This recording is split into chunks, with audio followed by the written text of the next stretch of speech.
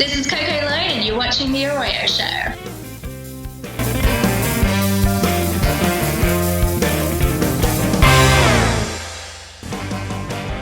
Come on in, you guys. Welcome to the show. This is The ARROYO Show. My name is Brandon Arroyo. If it's your first time here, please give it a thumbs up and a subscribe. What a guest we have for you today. She's got some movies coming out that are about to give you some, well, they're pretty freaky. Coco, welcome to the show. How are you? Hex it's got a pretty scary trailer out right now. Yeah, it is, and it's out so soon in America, next month. Next month, so the countdown is officially on. What can we expect when Hex comes out, other than the fact that it's a terrifying trailer?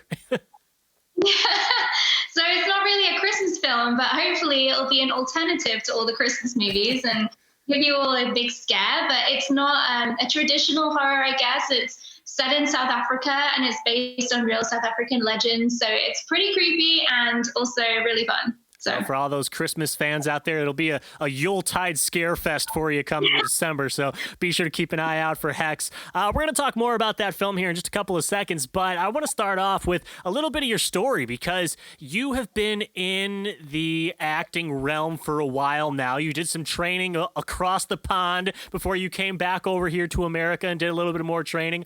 When did acting first become something that you were passionate about and wanting to pursue? yeah, so I have a weird story because I haven't really been doing acting my whole 20s. I started out in music, really, and then I was doing small acting roles on the side, and then music sort of took my 20s, and I just continued down that road, and I loved it. And so once that sort of, I don't know, it came to an end. I got a bit too old to keep doing it. Had a bit of a rocky road with the music. I really wanted to get back to acting and also producing. I really love producing. So I've been doing acting full time now for, I'd say, 4 years.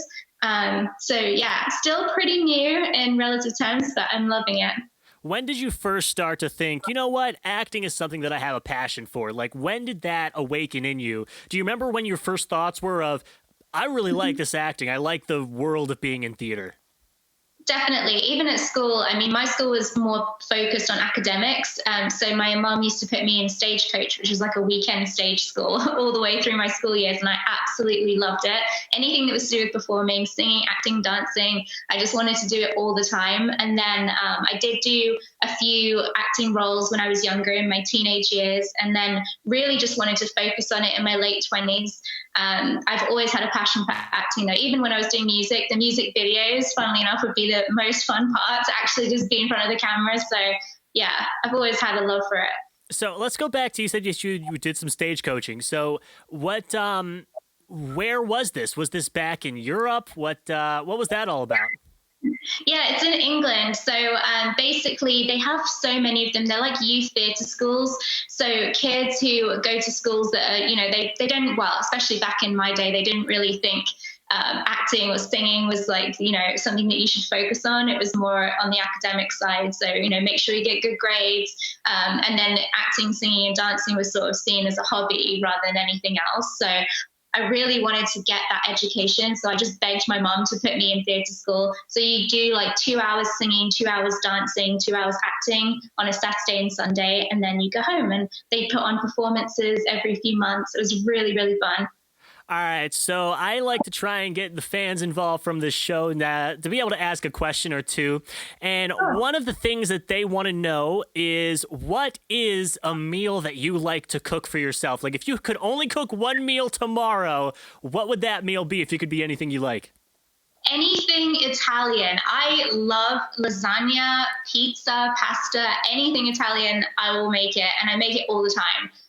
Really? So you have to have some cooking skills then, because when you're making some Italian pasta, mine turns out a little bit salty quite frequently, and I'm not sure. Do you? How in depth do we go? Do you make your own pasta, like noodles, sauce? How does that go for you? I could do, but I make my own sauce from scratch. I normally use just packaged lasagna noodles and stuff because it's just time saving. But if I could do it from scratch, I would. I'm just a complete cooking fanatic. I love cooking. Right. It's so relaxing.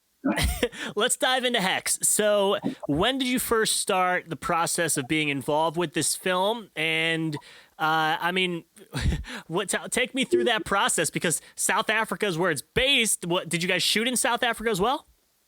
We did shoot in South Africa, and I came across the project because the director, Raina, and I were friends. We met at an acting event over in LA, and we did a short together that was also a horror short, and it worked really well. We loved working together. And then when she'd written this film, she approached me to be part of it, and I just loved it. I loved everything about it, the topics, the fact that it was really just based on true things that people really believe. And, you know, there's only a few Western doctors as compared to witch doctors in South Africa. So it's just really interesting to delve deeper into the culture and see what everybody in South Africa believes, basically. And then to be part of it with Raina, especially with a female director, and she's amazing. So yeah, it was really fun. I mean, that's such an incredible thing that's happening in Los Angeles right now, not only for people of color getting more roles in film, but also women directors getting a chance to lead more roles. What does it mean to you to be a part of this right now, where there is such a change happening in Hollywood? And I mean, just what is your take on all that? I mean, I think it's amazing that diversity has become a thing. I just think that everyone should have equal opportunities. Acting in itself is supposed to be based on real life, and in real life there's so many different types of cultures, people, and so I feel like everyone should be represented equally. So it's great that that's happening, but also I'm really championing the whole female movement too. Like, I think it's amazing that now directors are more often than not now female, and that's amazing that we're given the opportunity to work behind the scenes just as much as men are. And I think, again, it should be equal. It shouldn't just be like all female or male. It should just be a mix. And if you're great at it and you love it, then you should get to do it.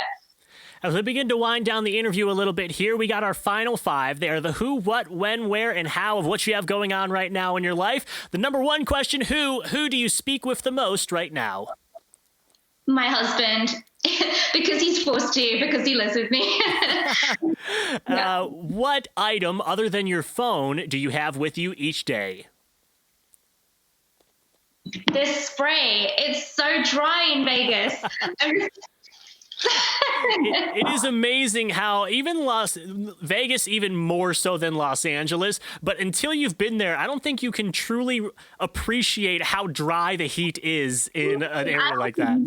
And you're just like, why is everything's dry? I just want to continually spray myself. That's one of the wild things about America. For anybody that's watching from the UK right now that has never been to the United States, if you go to Florida, it's a completely different type of heat than if you're in Los Angeles. If you're in Florida, the humidity can make it feel like it's hot, but it's hot like you just stepped out of the shower, and it's really a thick air. If you go to Los Angeles, it's like you're standing in front of an open oven, and it's just dry heat coming at you out of the oven. So a little fun fact about the weather for those of you guys that are still in UK. Coco, so where is your dream vacation? I love Italy. It's always been my favorite place to go, but I would love to go to Japan. I have never been. I'm so excited to go. When all the COVID stuff dies down, I promised myself that's the next place I'm going to go. When did you know that pursuing a career in entertainment was something that you wanted to do? When I was 5. And I would put the top 40 on and like dance in front of my mirror, put on performances for my family all the way through my childhood. That's all I wanted to do. So who was it when you were 5? Was it, were we talking Britney Spears, NSYNC? Who was the music that you listened to? Spice Girls. I was obsessed with the Spice Girls. Of course. Yeah. Anything 90s. I loved Oasis. I loved all the, like Blur, all that kind of the Cardigans, everything like that. Was the Spice Girls your first concert that you'd attended? No, it was Hanson. Hanson, of course. Yep. Very. Right back. I feel like for the majority of people that were a kid in the 90s, Hanson and the Spice Girls were the two concerts that most people went to. As much as, people that were kids or teens in the 2000s, probably a Miley Cyrus was the first concert that they went to. It's always amazing just to hear those stories. So Hanson was the first concert. Do you remember just how excited you were for that first show? I was so excited, and I went with a friend of mine from school and her mom, and I just I plastered it all over my face and face paint and everything. Did you have Bop written on? Yeah. Oh. Amazing. It was so amazing. And I wanted to see the Spice Girls so badly, but no one would take me when I was younger. And I only got to see them recently when they just did their world tour, and it was the most ever. It was like reliving all of my childhood. Did you lose your mind when they sang Spice Up Your Life? I mean, just... Mind blown. And I flew 16 hours to go see them and then flew back again that Monday. So I just went for the weekend purely to see them in London. There's nothing quite like a concert. It's one of the most amazing things in the world. Last question about those. Was that do you remember what venue you saw the Hanson at? I think it was Wembley at the time. Wow. Mm-hmm. London. Mm-hmm. Amazing. All right. Final question. How do you define success?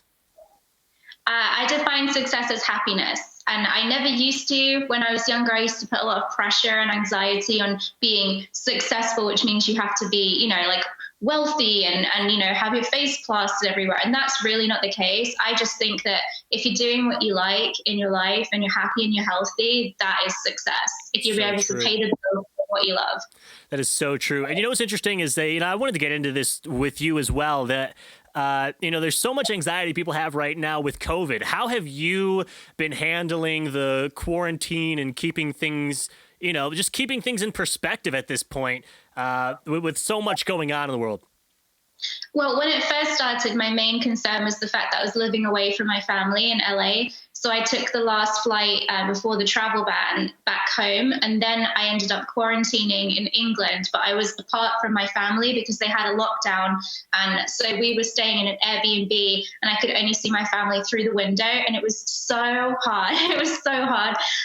But now I'm sort of used to it. I'm just trying to get by day, try and do things that are creative, try and exercise, do the things that I should do, and not really putting any pressure on it. I'm just taking it day by day and, realizing that there's so many more people who have it a lot worse, like the healthcare workers, people who've lost people. Like, I just can't even imagine what they're going through. So I'm just doing my small part in trying to, do everything I can, anti-vax, wear a mask, do all those things, and hope for the best, really, like everyone. What have you been doing to fill your time during the pandemic? I mean, it obviously gives for creative individuals an opportunity to be creative and finally get, some action out there.